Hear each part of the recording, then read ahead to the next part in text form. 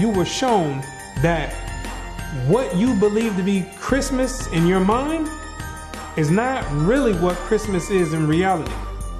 What if I proved to you that Christmas was surreptitiously subjoined to Christianity with the delusive intent to have those that follow Christianity to inadvertently worship Satan? What if it was shown to you that you've been systematically induced into partaking yearly in this satanic ritual called Christmas, and that you are responsible for empowering demon forces and you don't even know it? Sounds crazy, right? I know. But nothing is ever what it really seems to be. You see, the problem is you don't ask questions. You just go with the flow, right? You've been taught to just do as others do.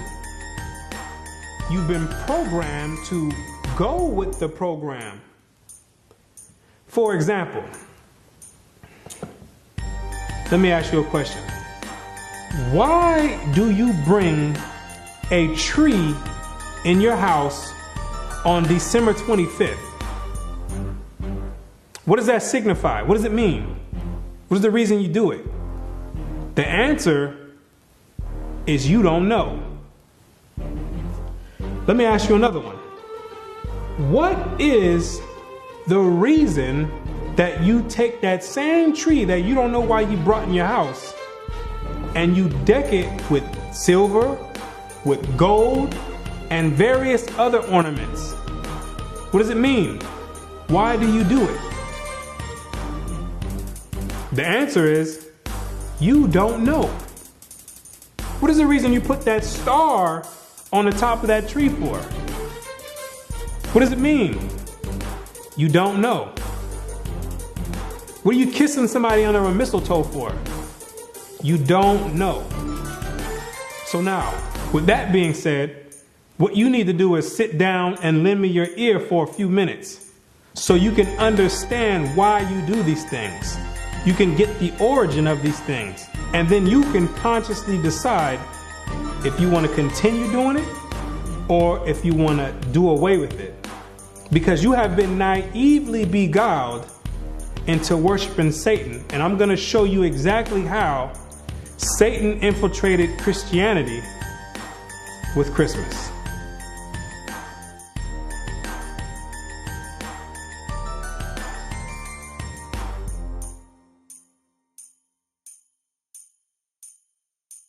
The festivals of Rome are innumerable, but 5 of the most important may be singled out for elucidation, viz.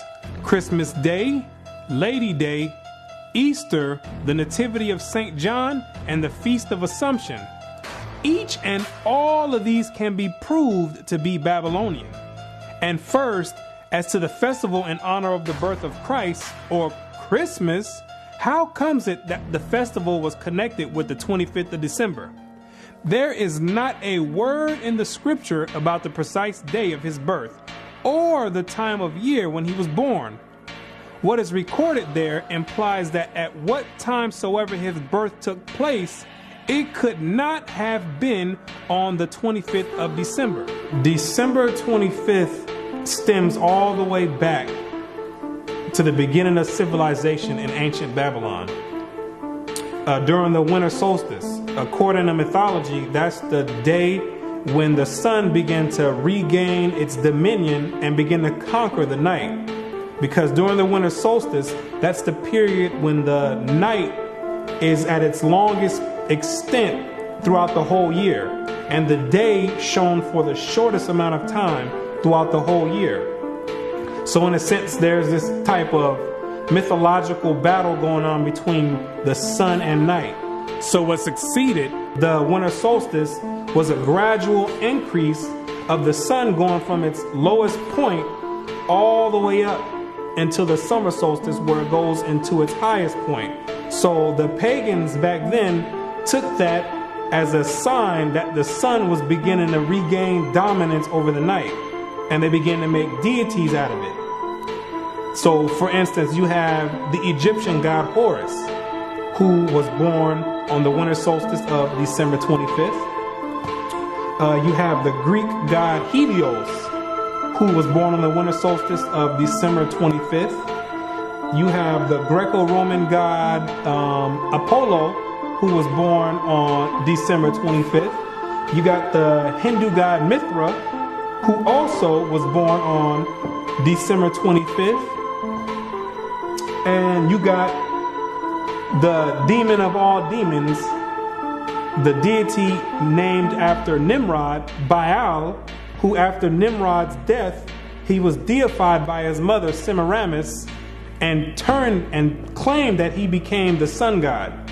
He also was born on December 25th. The scholars know, and all the elite know, that December 25th has always been used as a pagan day to conjure up spirits and demons.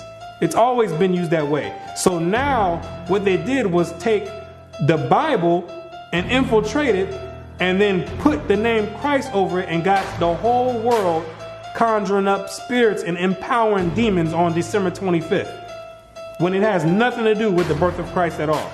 At the time that the angel announced his birth to the shepherds of Bethlehem, they were feeding their flocks by night in the open fields. Now, no doubt the climate of Palestine is not so severe as the climate of this country, but even there, though the heat of day be considerable, the cold of the night from December to February is very piercing, and it was not the custom for the shepherds of Judea to watch their flocks in the open fields later than about the end of October. What the Bible does say is that during the time of Christ's birth, the shepherds were outside feeding the flocks and grazing them by nighttime. And anybody in their right mind will tell you that there's no way shepherds are going to be outside in the dead of winter grazing flock in the blistering cold. The Bible does not substantiate a winter birth, because there's no way the shepherds would be outside grazing flock in the dead of winter when it's blistering cold. I stay in Florida where they have mild winters, and there's no way, even in the wintertime, I'm going to be outside in the middle of the night grazing the flock. And I have sheep. There's no way I'm going to go out there and be grazing the flock. They're going to have to wait until the morning. At the birth of Christ, every woman and child was to go to be taxed at the city whereto they belonged, whether some had long journeys, but the middle of winter was not fitting for such a business, especially for women with child and children to travel in. Therefore, Christ could not have been born in the depth of winter. And during the time of Christ's birth, Mary and Joseph had to go back to their city to be taxed. The Romans had set up publicans all throughout the land of Israel to have the Israelites come and pay tribute to them. And there's no way in the world that the Romans would have set up a taxation time during the dead of winter, because back then they didn't have cars and stuff where you can jump in with a heater. People had to walk and had to go out however means necessary, but they didn't have heaters with them. So in the dead of winter, when it's blistering cold, that would not be a beneficial and an appropriate time to have people come all the way back to get taxed in their own cities. Zondervan Bible Compact Dictionary. Christmas, the anniversary of the birth of Christ, and its observance celebrated by most Protestants and by Roman Catholics on December 25th, by Eastern Orthodox churches on January 6th, and by the Armenian Church on January 19th. The first mention of its observance on December 25th is in the time of Constantine, about AD 325. The date of Christ's birth is not known. The scholars themselves know that Christ was not born on December 25th. They know that for a fact. That's factual to them. But what happens is the government sets up preachers to go out and tell you some fabricated lie and have you teaching and participating in satanic rituals while they sitting back twirling their thumbs because they know that they know the truth already. And while you over there conjuring up demons, they sitting back laughing, enjoying it, and getting power. Constantine himself knew when he set it up that Christ was not born on December 25th. He knew that. He knew that it was a pagan ritual that was passed down from the Babylonians to the Egyptians, to the Greeks, all the way down to the Romans. And that all he was going to do was compile it together and have all the Christians thinking that they worshiping Christ, when he knew good and well that it had nothing to do with the birth of Christ. The governmental system today knows that it has nothing to do with Christ, but they're not going to say anything. They write it in the books, but they're not going to say anything because you are conjuring up spirits and giving power to the demonic forces that rule the earth. How then did the Roman Church fix on December the 25th as Christmas Day? Why, thus, long before the 4th century and long before the Christian era itself, a festival was celebrated among the heathen at that precise time of the year in honor of the birth of the son of the Babylonian Queen of Heaven.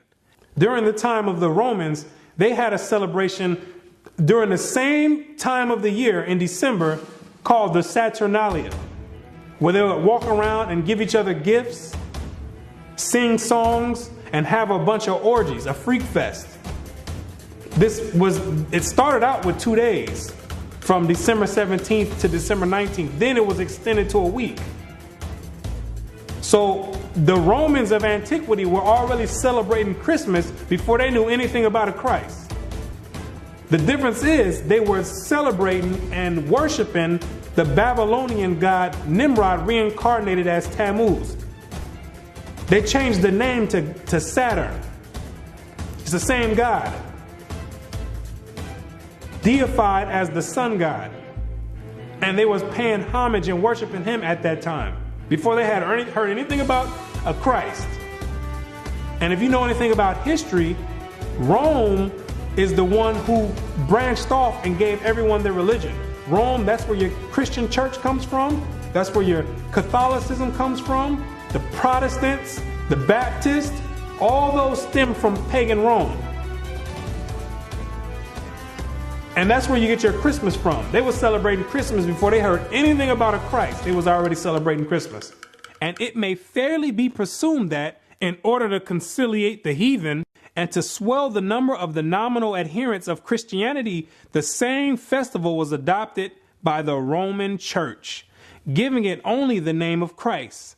This tendency on the part of Christians to meet paganism halfway was very early developed. During the time of the Roman Emperor Constantine, Christianity had already been hijacked already. So Constantine had a diabolic plan to gain converts and to have all people come together under Christianity. But a lot of the pagans of Rome didn't want to come under the guidelines of Christianity at that time. So Constantine devised a plan and said, you know what? Don't worry about it. You like that Saturnalia? You don't have to give that up. We're going to incorporate that together with Christianity, and we're going to call it Christmas. So therefore, we can have the best of both worlds. We can have you still worshiping the god of Saturn, but all we'll do is we're going to put the face of Christ over it. And when the pagans heard that, they're like, well, we're on board then. If we can still continue to do Saturnalia, then we have no problem joining forces with the Christians. Because Saturnalia was the way that Christmas is celebrated today. That's how large of a scale Saturnalia was. It was the most prominent festival of the Romans back then. And we find Tertullian, even in his day, about the year 230, bitterly lamenting the inconsistency of the disciples of Christ in this respect, and contrasting it with the strict fidelity of the pagans to their own superstitions. By us, says he, who are strangers to the Sabbaths and new moons and festivals once acceptable to God, the Saturnalia, the feast of January, the Brumalia, and Matronalia are now frequented. Gifts are carried to and fro. New Year's Day presents are made with din, and sports and banquets are celebrated with uproar. Oh, how much more faithful are the heathen to their religion, who take special care to adopt no solemnity from the Christians. Upright men strive to stem the tide, but in spite of all their efforts, the apostasies went on till the church, with the exception of a small remnant, was submerged under pagan superstition. Christianity had already been infiltrated heavily by Satan. They already started changing the day of worship. They switched it from the Sabbath day, which is Friday sundown to Saturday sundown, and they changed it to Sunday. The Romans did, another pagan day. The Most High commanded to worship on the Sabbath day, and that's what they did, the Israelites did during the time of Christ, pre-Constantine. And they end up changing it and adding pagan days to it, which is Sunday, the worship of the sun.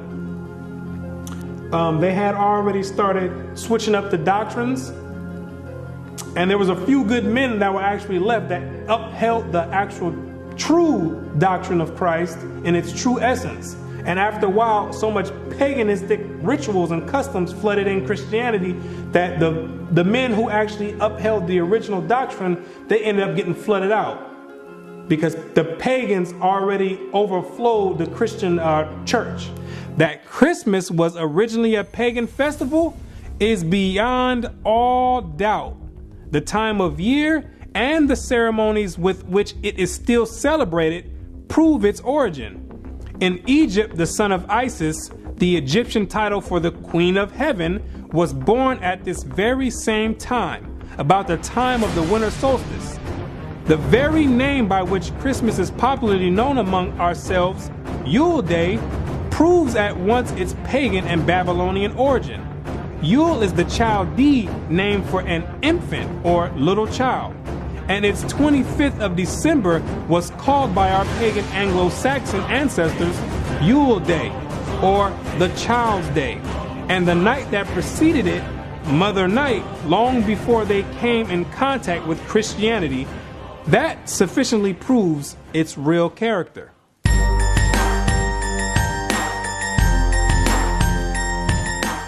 The candles in some parts of England lighted on Christmas Eve and used so long as the festive season lasts were equally lighted by the pagans on the eve of the festival of the Babylonian god, to do honor to him, for it was one of the distinguishing particularities of his worship to have lighted wax candles on his altar.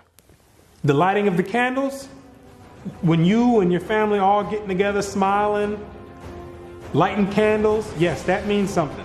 It's an ancient Babylonian custom, commemorating and worshiping the birth of Nimrod, Satan himself. See, people think these customs just popped up out of thin air when they've been around all the way since the beginning of time. And they have overflowed and found their way and crawled their way down into modern day society today. It's the same customs, just being repeated and another name masked over it. Back then, it was Babylon. Today, it's masked with Christ. It's the same exact custom. Same ritual, same custom, same worship. Same exact God.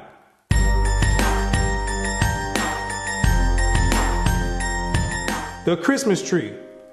Another paganistic custom and ritual that stems all the way back to ancient Babylon.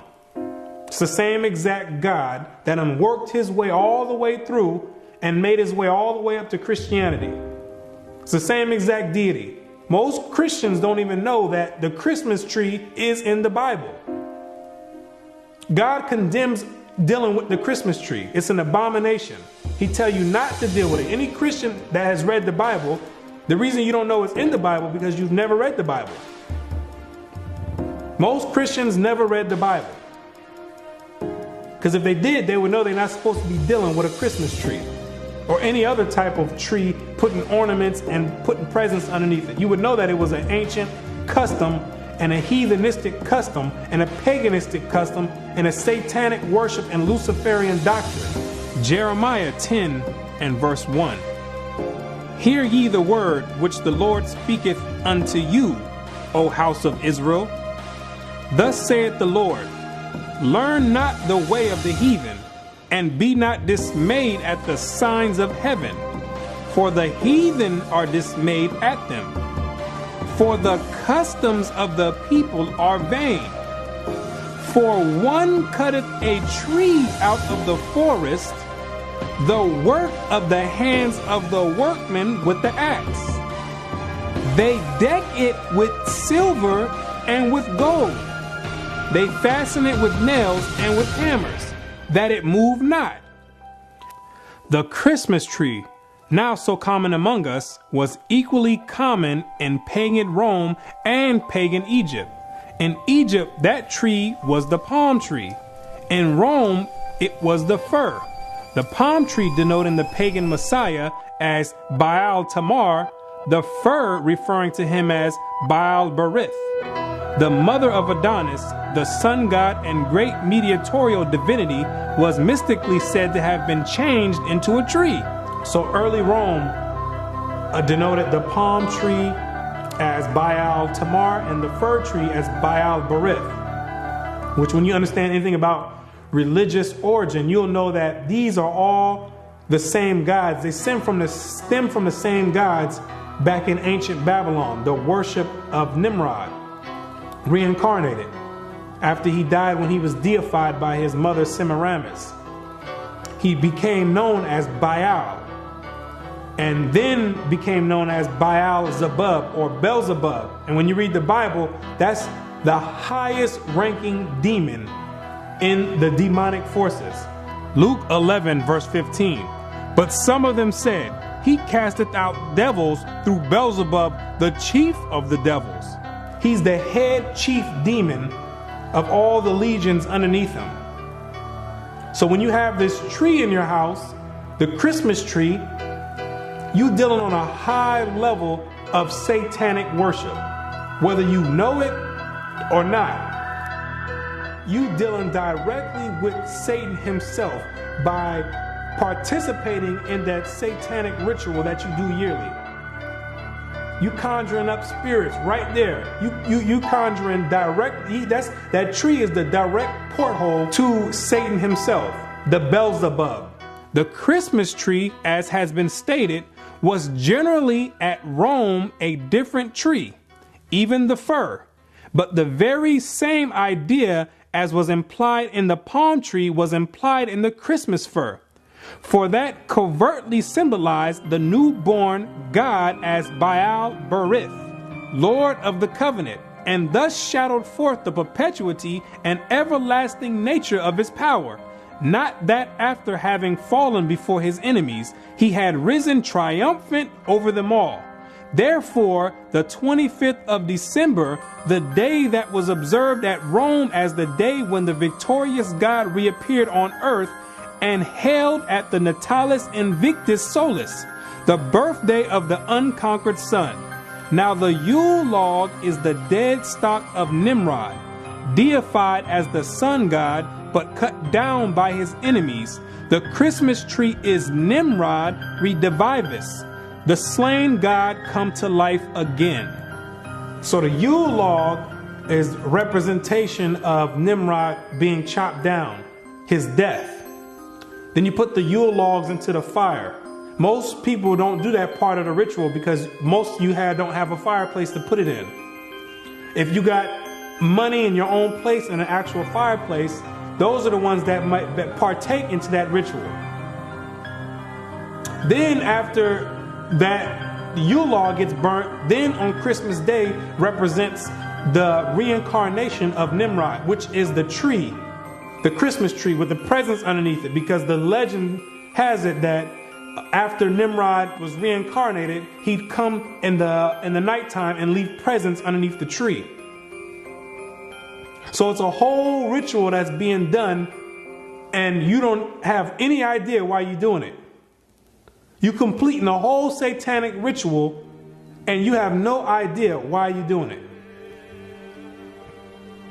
You're getting socially programmed to partake in this demonic custom, and you have no idea why you're doing it. So the hypnosis starts right after you finish at the end of November. And you get bombarded with all type of Christmas carols and Christmas movies and lights, different colors. And it's very obvious that Christmas has nothing to do with the birth of Christ. Because every store you go to Walmart, Walgreens, all you're going to hear is Rudolph the Red-Nosed Reindeer. What does that have to do with the birth of Christ? You're going to hear Santa Claus is coming to town. What does that have to do with the birth of Christ? And then on top of that, they mix in a small portion of religious belief just to mask it over and to cause confusion and make some people believe like, okay, you know what? Maybe it does have something to do with Christ. When at all that is a delusion and a disguise to what they have you doing already. They building you up to finish, to complete this ritual at the end of the month. So they start all the way from November with the hypnosis, and you like a walking zombie. They implant it in your mind and working on sending vibrations and signals into your brain waves, and getting you prepared to participate in this ritual. And everybody gets all hyped up and ramped up to do it, when you don't have any idea you're about to participate in a satanic ritual on a very high level.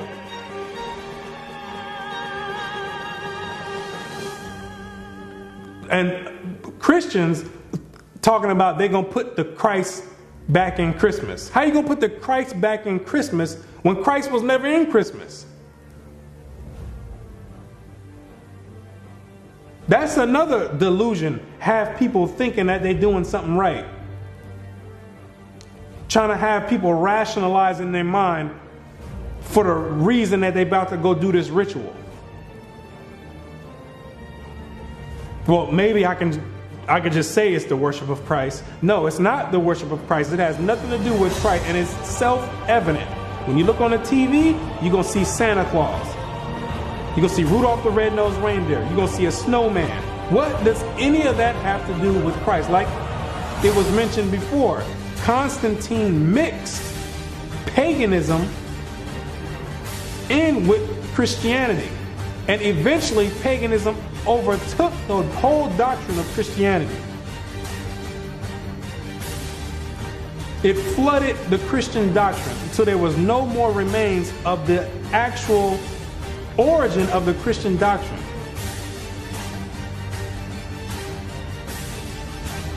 That's essentially what happened. And now you left doing satanic worship. That's how clever Satan is. He done slithered his way all the way into Christianity, and nobody would ever take the time to look and say, you know what, let me find you. Everybody looking for Satan somewhere else. Maybe Satan over here. When Satan got his home base and headquarters right in Christianity. He got everybody deceived. Revelations 12 verse 9. And the great dragon was cast out, that old serpent called the devil and Satan, which deceiveth the whole world. When he operating right there in Christianity, no holds barred. He got you celebrating. He got you celebrating Christmas, Thanksgiving, Easter, Valentine's Day, all Babylonian customs, satanic worship, rituals on a high demonic level. Now, and with that said, most people are still going to go and participate in that ritual. With everything being said, and they're going to try to rationalize it in their mind and make an excuse and try to say, oh, well, I'm doing it because of the family. No, you're not doing it. You're doing it is because they've been tampering with the brain waves, and they make it to where you think that you have to do this ceremony, or people going to look at you crazy. They start softening you up with Christmas carols. Everybody start acting funny around the Christmas time. All of a sudden, everybody's in this giving mood and nice and want to give hugs and kisses. Why? Because they socially and they're psychologically programming you to act that way and to give. They preparing you slowly to get ready to partake in this ritual that you will do at the end of the month. December 25th, faithfully, you're going to go, you're going to sit down with your whole family and open up presents, and you're going to be doing it in the name of Satan, disguised as Christmas or the worship and the birth of Christ, when it has nothing to do with that at all. Everybody getting all nice and friendly for the holiday season. What about the rest of the months? Why nobody's friendly then? Because Christmas is on a high demonic level. And the elite know that, and they got you partaking in it. Like I said, most people are still going to go do it, and that's fine. If you want to go and celebrate Christmas and worship Satan directly on a high level, I have no problem with that. That's your prerogative. I don't have a problem with it. But the Most High God, He has a problem with it. Because you can live it up all you want. Have as much fun. Crack open as many gifts as you want. Decorate as many trees. Put as many stars on the top of the trees. Kiss as many people under the mistletoe all you want. You can do that for your whole life. That don't got nothing to do with me. But once you enter into the grave and your spirit goes back to the Most High, you got to stand and face Him yourself. And I can tell you right now, you don't want to face Him and you've been celebrating and worshiping Satan. Hebrews 10 verse 31. It is a fearful thing to fall into the hands of the living God, because you're going to have to answer for it.